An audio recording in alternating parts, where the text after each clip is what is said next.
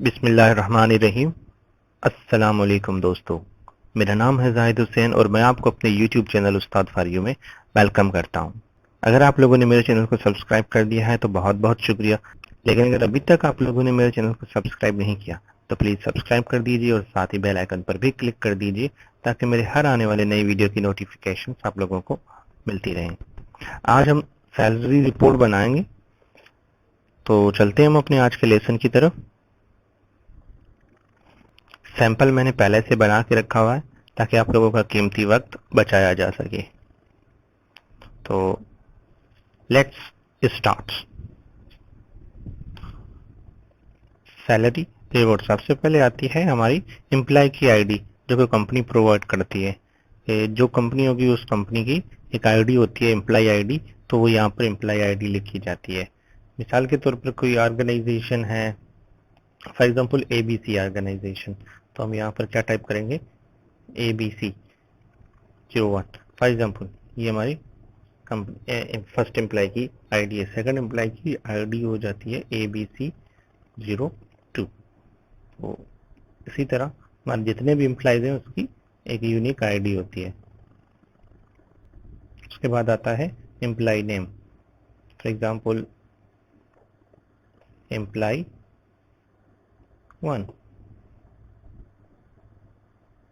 Employ 2, इनसे press कर दीजिए तो हमारा एम्प्लॉय नेम आ जाएंगे। उसके बाद डिजिग्नेशन। डिजिग्नेशन का मतलब है कि वो इस ऑर्गेनाइजेशन के अंदर, उस कंपनी के अंदर वो किस ओहदे पर है।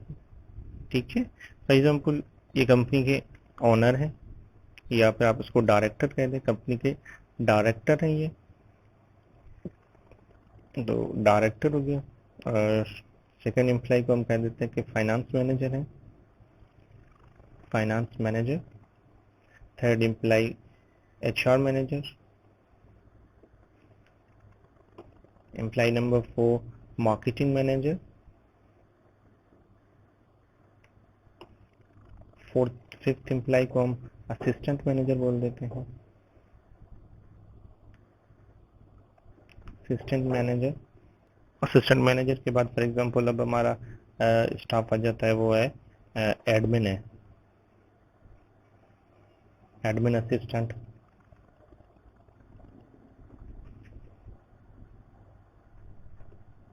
रिसेप्शनिस्ट, क्लर्क,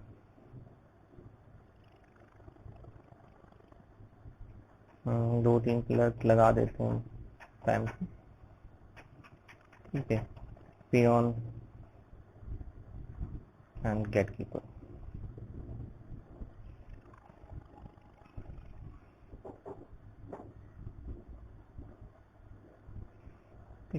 अब इनकी बेसिक सैलरी यहाँ पर टाइप करनी है कि इनकी बेसिक सैलरी क्या चीज़ है, इनकी सैलरी कितनी है। फॉर एग्जांपल डायरेक्टर, उसकी बेसिक पे हम कर देते हैं 1,20,000। ठीक, फाइनेंस मैनेजर की 1 lakh, HR manager also same, marketing manager same, assistant manager 75, admin 50, assistant admin 45, receptionist 30, clerk 25,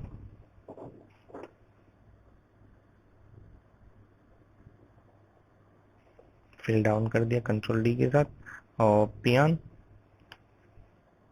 20, gate keeper 20,000। तो ये हमने उनकी सैलरी कर दी। अब मैं इसको चाहता हूँ कि ये PKR आना चाहिए, यानी कि पाकिस्तानी रुपीस में शो होना चाहिए। तो बाकी जितने भी हमारी आगे लिखे जाएंगे तो वो करेंसी में ही हम इसको शिफ्ट कर देते। पूरे एरिया को सिलेक्ट कर दिए, तो यहाँ पे जाएंगे जनरल में, ये करेंसी है हमारा, लेकिन मैं यहाँ से नहीं मोर नंबर फॉर्मेट्स में आ जाऊंगा ताकि मैं इसको डॉलर नहीं पाकिस्तानी रुपीस कर दूं। ये देखा, डॉलर की बजाय मैं यहाँ पर इसको PKR टाइप कर देता हूँ। यहाँ पर PKR आप टाइप करेंगे तो ये नीचे आ जाएगा पाकिस्तानी रुपीस PKR। इस पर क्लिक करके ओके प्रेस कर दीजिए तो ये PKR आ गया। ठीक है, अब हाउस रेंट पे हम फार्मूला अप्लाई करते हैं। हाउस रेंट हमें कंपनी 7% दे रही है, तो हम क्या करेंगे, इज इक्वल टू बेसिक पे मल्टीप्लाइड बाय 7%, जब 5 के ऊपर आता है परसेंट। ठीक है, प्रेस एंटर कर दीजिए। तो ये हमें 7% दिखा रहा है कि 7% हो रहा है 8,400 रुपये का। ठीक है, सब कंपनी सब एम्प्लॉइज को 7% हाउस रेंट देती है। तो यहाँ पर आप डबल क्लिक कर दें या ड्रैग डाउन कर दें तो फार्मूला सब पर अप्लाई हो जाता है। उसके बाद ट्रैवल अलाउंस है, और कंपनी की पॉलिसी ये है कि फॉर एग्जांपल कंपनी की पॉलिसी ये है कि वो कंपनी ट्रैवल के लिए 5% अलाउंस देती है। आप अपने इदारे की जो पॉलिसी है वो अप्लाई कर लीजिएगा कि जो भी हो। ठीक है, बेसिक पे मल्टीप्लाइड बाय 5%। ठीक है, एंटर कर दिया तो हमें 5% रिजल्ट आ गया। Medical allowances same same formula हम यूज करेंगे, बेसिक पे multiplied by 6%।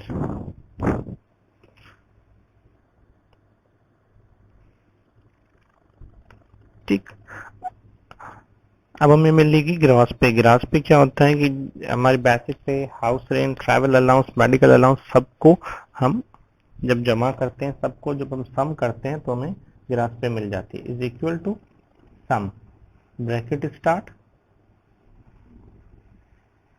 Basic pay plus house rent plus travel allowance plus medical allowance, bracket close करके एंटर कर दीजिए तो आपको ग्राफ पे मिल जाएगा।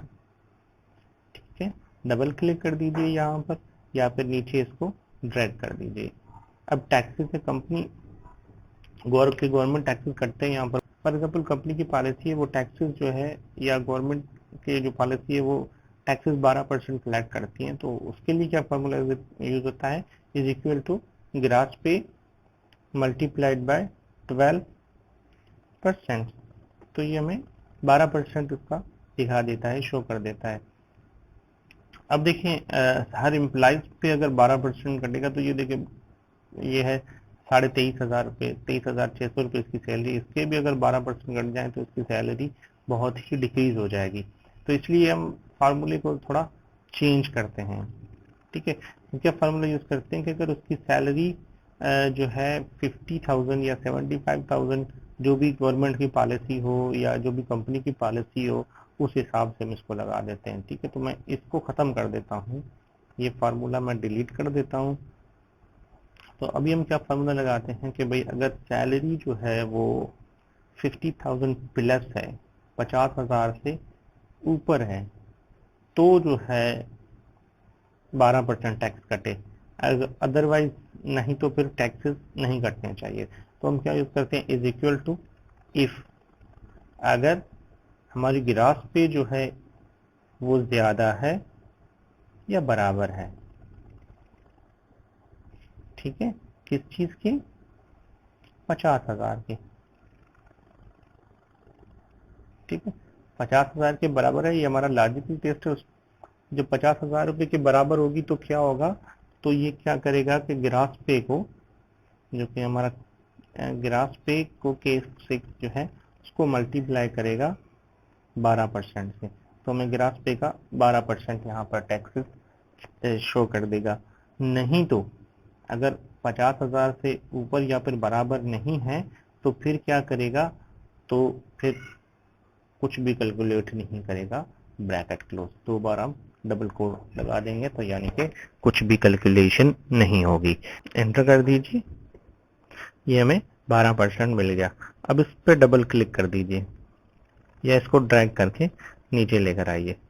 अब देखिए यहाँ तक 50,000 रुपये से ऊपर है या 50,000 रुपये के बराबर है, तो उसने टैक्स हमें कैलकुलेट कर दिया, लेकिन इनकी सैलरी ही 50 से कम बन रही है तो उसने कैलकुलेशन नहीं की है।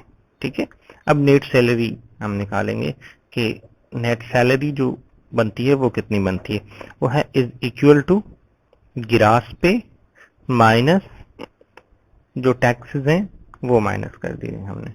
ठीक है, एंटर कर दीजिए तो हमें ग्रॉस पे सॉरी नेट सैलरी मिल जाएगी। ठीक है, इसको नीचे ड्रैग करके लेकर आइए तो ये हमारे पास आ गई। ठीक है, यहाँ पर हमें वैल्यू एरर दे रहा है क्योंकि यहाँ पर टैक्सेस में कुछ है ही नहीं। ठीक है, क्योंकि टैक्सेस में कुछ भी नहीं है तो वो माइनस नहीं हो पा रहा है। तो हम फार्मूले को थोड़ा सा यहाँ पर चेंज कर देते हैं। क्या चेंज करते हैं कि हम इसमें लगा देते हैं इफ एरर का फार्मूला, कि अगर गलती हो जाए, यानी कि अगर एरर शो करे तो फिर क्या करें। फार्मूले से पहले हम टाइप कर देते हैं if error bracket start, and में चले जाइए, कामा लगा दीजिए कि अगर कोई एरर हो तो हमें ग्रास पे वाला सेल ही दिखा दो, यानी कि हम कुछ भी नहीं है, माइनस नहीं होगा तो फिर हमें वही वैल्यू दिखा दो जो ग्रास पे में है। ठीक है, एंटर प्रेस कर दीजिए। तो ये हमारा फार्मूला अप्लाई हो चुका है। अब इस फार्मूले को नीचे ड्रैग डाउन कर दीजिए।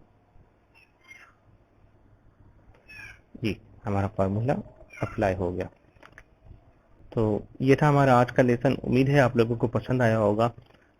वीडियो को शेयर कीजिएगा, लाइक कीजिएगा, और अगर आप लोगों ने मेरे चैनल को अभी तक सब्सक्राइब नहीं किया तो प्लीज़ सब्सक्राइब कर दीजिए और साथ ही बेल आइकन पर भी क्लिक कर दीजिए ताकि मेरी हर आने वाली नई वीडियो की नोटिफिकेशन आप लोगों को मिलती रहे। आप लोगों का बहुत बहुत शुक्रिया। अल्लाह हाफिज़।